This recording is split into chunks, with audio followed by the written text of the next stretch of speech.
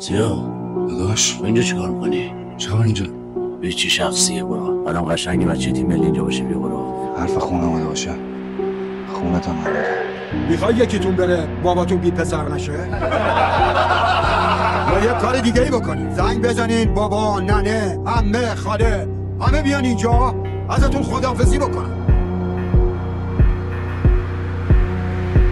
این بده.